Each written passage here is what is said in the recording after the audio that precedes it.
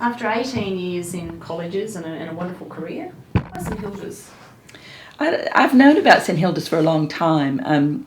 When I was the head of Whitley College, Barbara Green was a good friend of mine and sort of took me under her wing. I was a new head when I was at Whitley, and I encountered a pretty difficult culture. And she was an old hand, and she was just an absolutely wonderful support to me. Told me a lot about St Hilda's, and of course started feeding me over here, where the food has always been better. But I think too, back then in 2001, our constituencies looked similar. Both St Hilda's and Whitley had very strong commitment to rural students, and so I was very drawn in with the students at St Hilda's. And their stories. And then my PhD actually was about rural young women. And so I had quite a few conversations with Barbara about that and their transition. And then, of course, being when I was at Trinity and Queen's, have been very well across what was happening at St Hilda's. And there's something about St Hilda's that's particularly special to me. And although we don't have near the amount of rural students that you did in 2001, there's a very strong core rural values system here.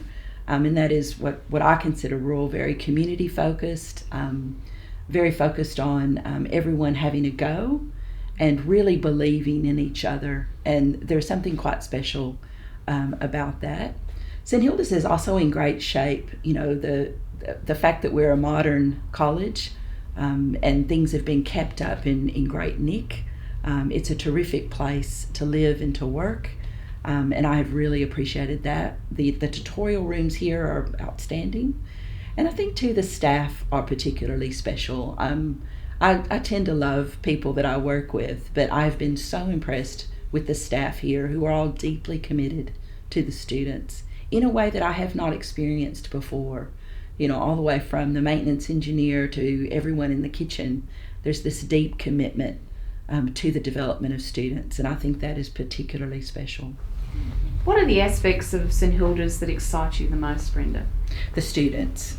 The students are really the top students in the nation. It's so hard to get into Melbourne, so we've got such smart, interesting people from really every state in Australia, as well as international students from about 13 different countries.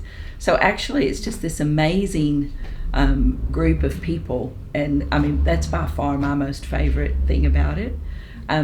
Like I said before, I love the staff. I think the staff are a great asset, and I do love the fabric of the place. This place has been very loved, and just the outstanding facilities that we have, we're really very, very lucky.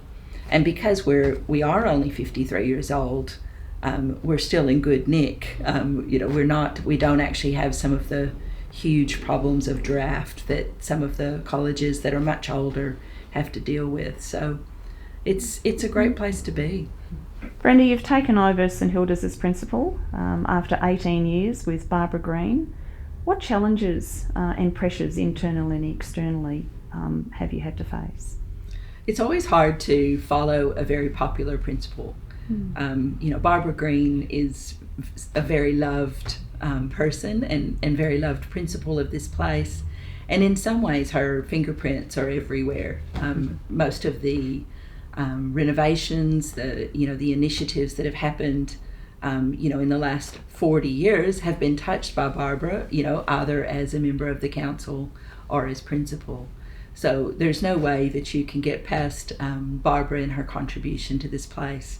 So I think as a new principal, my plan is to just continue to honor her and all the work that she has done, but also to honor her by taking the college into 2020 and beyond. It's a continually competitive place, and the college is changing, and the students are changing, and the environment is changing.